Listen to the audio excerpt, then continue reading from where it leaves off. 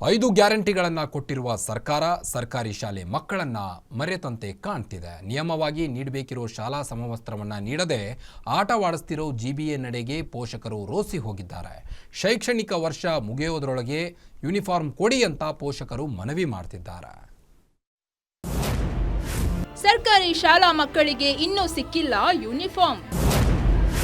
Guarantee ಕೊಟ್ಟ ಸರ್ಕಾರದಿಂದ ವಿದ್ಯಾರ್ಥಿಗಳಿಗೆ ಮಹಾಮೋಸ.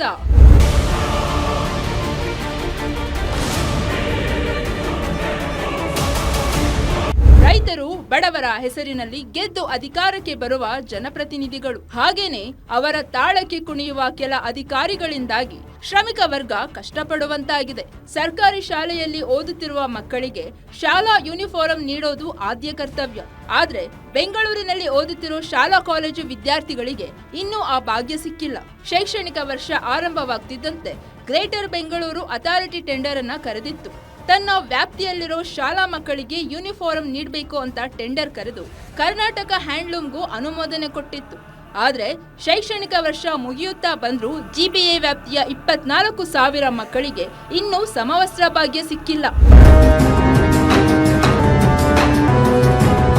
ಮಾತೆತ್ತಿದ್ರೆ ಬ್ರ್ಯಾಂಡ್ ಬೆಂಗಳೂರು ಅಂತ ಮಾತನಾಡೋ ಡಿಸಿಎಂ ಡಿಕೆ ಶಿವಕುಮಾರ್ ಬೆಂಗಳೂರು ನಗರದ ಉಸ್ತುವಾರಿ. ಅವರ ಗಮನಕ್ಕೆ ಈ ವಿಚಾರವನ್ನ ತರುವ ಪ್ರಯತ್ನ ಕೆಲ ಪೋಷಕರು ಮಾಡಿದ್ದಾರಂತೆ. ಹೀಗಿದ್ರೂ ಏನೂ ಪ್ರಯೋಜನವಾಗಿಲ್ಲ ಅನ್ನೋದು ಪೋಷಕರ ಆರೋಪ.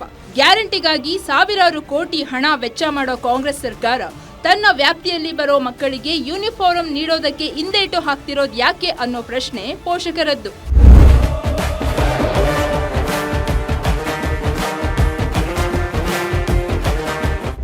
ಕಾಂಗ್ರೆಸ್ ಸರ್ಕಾರ ಅಧಿಕಾರಕ್ಕೆ ಬಂದ್ಮೇಲೆ ಮಕ್ಕಳಿಗೆ ಮೂಲಭೂತ ಸೌಲಭ್ಯ ಸಿಗ್ತಿಲ್ಲ ಅನ್ನೋ ಆರೋಪ ಇದಕ್ಕೆ ಪುಷ್ಟಿ ನೀಡ್ತಿದೆ. 2024ರಲ್ಲೇ ಜಿಬಿಎ ಟೆಂಡರ್ ಪ್ರಕ್ರಿಯೆ ಆರಂಭಿಸಿ ಟೆಂಡರ್ ಫೈನಲ್ ಮಾಡಿತ್ತು.